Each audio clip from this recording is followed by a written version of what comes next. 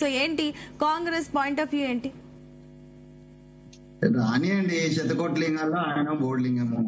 పోటీ చేయాలంటే మేమెందుకు వద్దామంటామండి? ప్రజాస్వామ్యంలో ఎవరికైనా ఎక్కడైనా పోటీ చేసేటువంటి అవకాశం ఉంది. ఆయన పార్టీ రిజిస్ట్రేషన్ ప్రకారము ఆయనకి ఇక్కడ అవకాశం ఉంటే ఎలక్షన్ కమిషన్ పర్మిషన్ ఇస్తుంది, పోటీ చేస్తారు. పోటీ చేస్తే మాకేం అభ్యంతరం లేదు. ఈ రకమైనటువంటి కామెంట్ చేసుకుంటా శ్రీనివాసరెడ్డి అన్నట్టుగా అవగాహన రహితంగా, తర్వాత నేను ఉపవాసం ఉన్న ఇప్పుడు నేను 2 విషయాలు ఎత్తుతున్నా.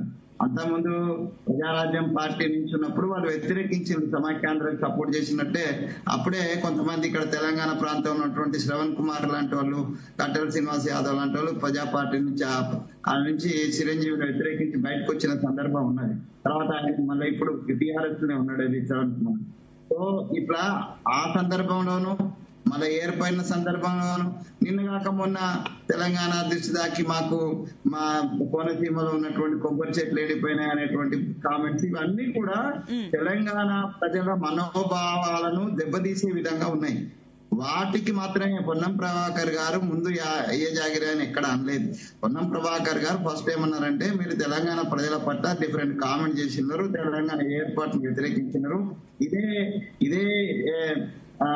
అది పొన్నం ప్రభాకర్ ఎంపీగా ఉన్నాడు, ఆయన కళ్ళలో స్ప్రే కొట్టలేదానండి అక్కడ ఉన్నటువంటి నగరపాటి గారు. సో ఇవన్నీ కూడా పార్లమెంటు ప్రాసెస్ లోనే తెలంగాణ ఏర్పడ్డది. పార్లమెంట్ ప్రాసెస్ లో ఏర్పడ్డటువంటి రాజ్యాంగబద్ధంగా ఏర్పడ్డ తెలంగాణను వ్యతిరేకించడము, మీరు పద్ధతి లేకుండా చేసిండ్రు అనడం అనేటువంటిది రాజ్యాంగాన్ని వ్యతిరేకించడం అవుతుంది. సో అట్లా ఒక పక్కన ఇప్పుడు కూడా అదే అంటున్నారు కదా, వాళ్ళు ఏర్పడ్డ తీరును మేము వ్యతిరేకిస్తున్నాము, అదేది తలుపులు మూసి ఏర్పాటు చేసిందని ఆ చంద్రబాబు నాయుడు అదే వాగిండు, ఇప్పుడు వీళ్ళు కూడా అదే వాగుతున్నారు.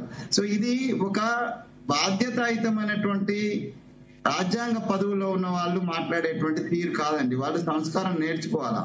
ఇందాక తిరుపతి రెడ్డి అన్న చెప్పినాడు, భారతీయ జనతా పార్టీ యొక్క, నేను వారిని సమర్థిస్తున్నాను, భారతీయ జనతా పార్టీ యొక్క సపోర్ట్ లేకుండా తెలంగాణ ఏర్పడలేదు.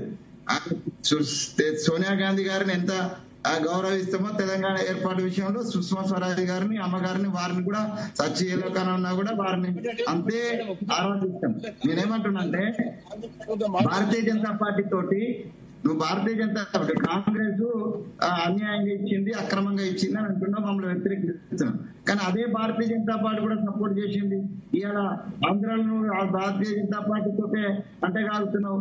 అదే అమిత్ షా దగ్గరికి పోయి అమిత్ షా తోటి కలిసి వస్తున్నావు, లేకపోతే మోడీ గారిని ఇంటికి వచ్చి కలిసినారు. అంటే భారతీయ జనతా పార్టీ కూడా ఇవాళ తెలంగాణ ఏర్పాటులో అది కూడా భాగస్వామి అయినప్పుడు, ఈవెన్ తెలుగుదేశం కూడా మేము సపోర్ట్ చేసినాం, లెటర్లు ఇచ్చినాం అన్నట్టు వాళ్ళతో అంటగాకుండానే అంతా ఒక్క నిమిషం అండి. ఇప్పుడు నేనేమంటున్నానంటే, అవగాహన రాహిత్యంగా మాట్లాడొద్దండి, కొద్దిగా రాజ్యాంగ విలువలను తెలుసుకొని మాట్లాడాలా. ఈ ప్రాంతంలో ఉన్నటువంటి మా బిడ్డలు కూడా ఏదో కళ్ళు మూసుకొని వాడు సినిమా యాక్టర్ అని చెప్పి ఆ సినిమా యాక్టర్ వెనుక మనం పోదాం అనుకుంటే మన అస్తిత్వాన్ని, సురేష్ రెడ్డి గారు, మనము మన అస్తిత్వాన్ని ఫస్ట్ నిలుపుకోవాలి. జనని జన్మభూమి అన్నారు, జనని జన్మభూమి అన్నారు, స్వర్గాదపి గరియేసి అన్నాడు శ్రీరామచంద్రుడు.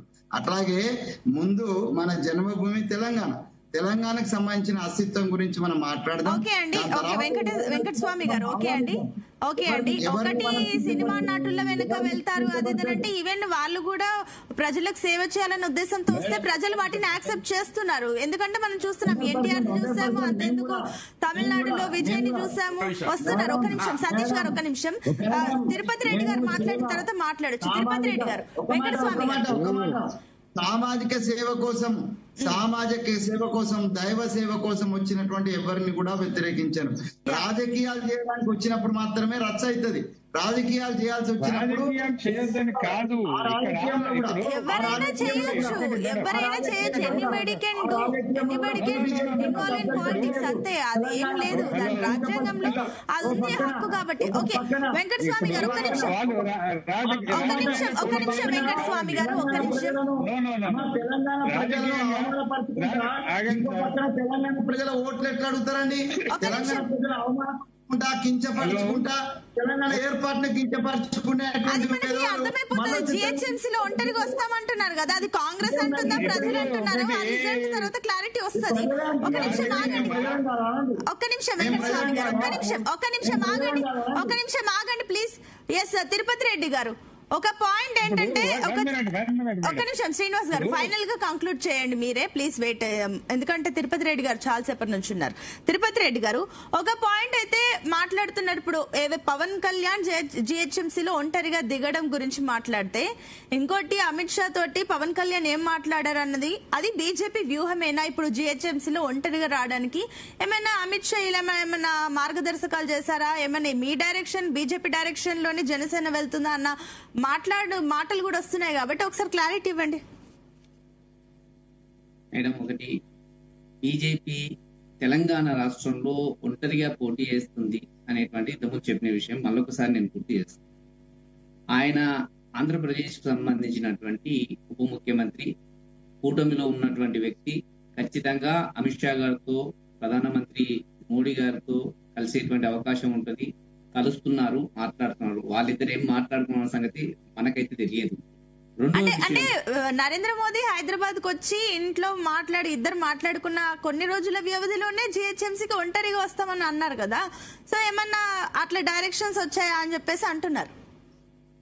ఆ డైరెక్షన్ సంబంధించి నేను చిన్న కార్యకర్తని, అంత దూరంలో నేనైతే ఏం ఆలోచించలేదు. మా నాయకులు నాకైతే ఏం చెప్పలేదు. మా రాష్ట్ర స్థాయిలో ఉన్నటువంటి రామచంద్రరావు గారు అధ్యక్షుడు ఏకంగా మనము ఒంటరిగా పోటీ చేస్తున్నాం అనేటువంటి విషయాన్ని ప్రతి మీటింగ్ లో చెప్తున్నారు. బహిర్గతంగా కూడా అదే చెప్పమని చెప్తున్నారు. ఖచ్చితంగా ఒంటరిగా పోటీ చేస్తాం అనేటువంటి విషయం సుస్పష్టం తెలంగాణ రాష్ట్రం. రెండవది ఏంటంటే, ఇక్కడ ఈ లొల్లి అనేటువంటిది ఏమైందంటే, ఇప్పుడు రైతులను పట్టించుకోకుండా రైతులకు సంబంధించినటువంటి ధాన్యం రోడ్ల పాలు అవుతుంటే దాన్ని డైవర్ట్ పాలిటిక్స్ చేయడానికి అనేటువంటిది కాంగ్రెస్ నాయకులు, మంత్రులు చేస్తున్నటువంటిది మనం గమనించవలసి. పవన్ కళ్యాణ్ చేయట్లేదు డైవర్ట్.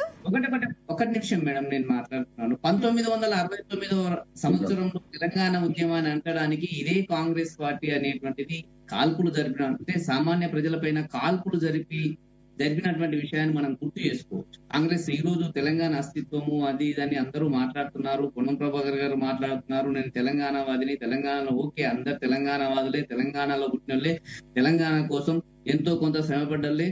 కత్తి వెంకటస్వామి గారు కూడా అన్ని జిల్లాలు తిరిగినప్పుడు, మా మహబూబ్ నగర్ జిల్లా తిరిగినప్పుడు, మహబూబ్ నగర్ జిల్లా వచ్చినప్పుడు కూడా కత్తి వెంకటస్వామి గారిని నేను కలిశాను. స్వయంగా నేను కలిశాను, ఆయనతో పాటు కలిసి భోజనం కూడా చేశాను మహబూబ్నగర్లో.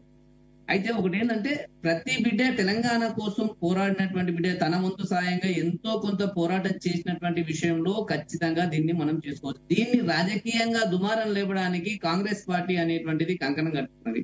ఒకటి, ఇంతకుముందుగా చెప్పినట్లు 1969లో కాల్పులు జరిపింది కాంగ్రెస్ పార్టీ తెలంగాణ ఉద్యమకారుల పైన. 2009 డిసెంబర్ 9న తెలంగాణ ఏర్పాటు ప్రక్రియను ప్రారంభిస్తామని చెప్పి వెనుకడుగు కొన్ని వందల మంది ప్రాణాలు కోల్పోయారు మేడం.